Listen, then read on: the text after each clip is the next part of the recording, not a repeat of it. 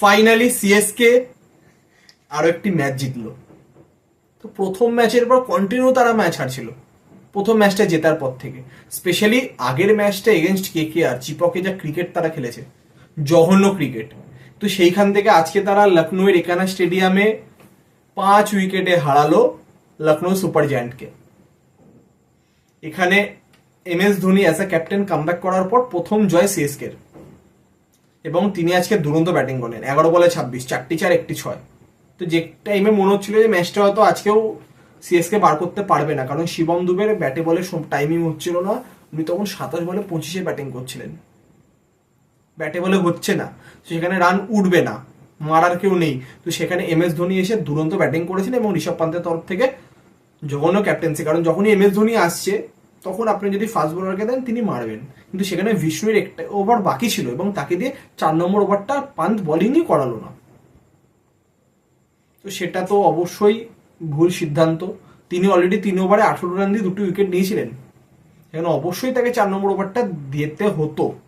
তাহলে যদি ম্যাচটা যদি কিছুটা আর নিজেদের কন্ট্রোলে আসতে পারতো, কিন্তু তা হয়নি। তো শুরুতেই CSK captain M S Dhoni toss জিতে বোলিং করার সিদ্ধান্ত নেয় এবং প্রথমে ব্যাটিং করে 166 করে লখনৌ, এবং তাদের তরফ থেকে ঋষভ পান্ত 63 রান করেন সর্বোচ্চ, কিন্তু তিনি 49 বলে করেন। এখানে যখন তিনি 49 বল খেলেছেন, তার উচিত ছিল আর একটু স্ট্রাইক রেটটাকে বাড়ানো, কারণ এখানে যদি তিনি আরো 15 থেকে 20 রান যদি এক্সট্রা করতে পারতেন, তাহলে 200-র কাছাকাছি, 190 থেকে 200-র কাছাকাছি কোনো টোটাল কিন্তু একানাতে ভালো স্কোর ডিফেন্ড করার জন্য। তো এখানে 167 ডিফেন্ড করতে হতো। তো শুরুতেই সিএসকে ব্যাটিং করতে নামেন রশিদ, ডেবিউট্যান্ট, এবং রচিন রবীন্দ্রা। তো প্রথম দিকে পার্টনারশিপ বিল্ড হলো, তারপর একে একে উইকেট পড়তে থাকে। ঋতুরাজ গায়কোয়াড়ের জায়গাতে 3 নম্বরে তো এখন খেলছেন রাহুল ত্রিপাঠী, কিন্তু তিনিও ফেল করেন।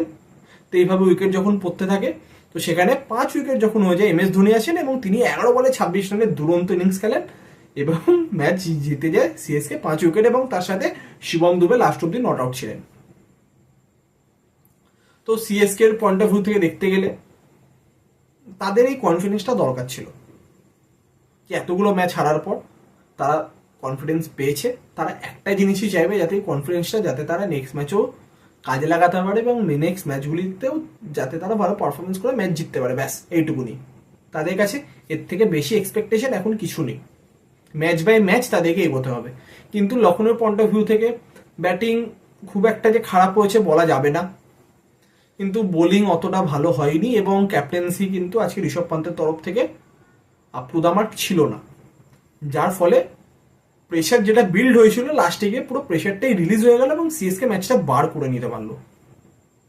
তো এখানে আমাদের বিশ্বাস লখনৌ ক্যাপ্টেন এবং ম্যানেজমেন্ট তারা যে ভুলগুলি আজকে হয়েছে সেগুলিকে রেকটিফাই করে টিমকে রিবিল্ড করে নেক্সট ম্যাচে ভালোভাবে তারা কামব্যাক করবে। তো এই ছিল আজকের ম্যাচের আপডেট। তো কালকের ম্যাচেরও বিস্তারিত আপডেট নিয়ে অতি অবশ্যই দেখা হবে নতুন ভিডিওর মাধ্যমে। এখনকার মতো এতটাই।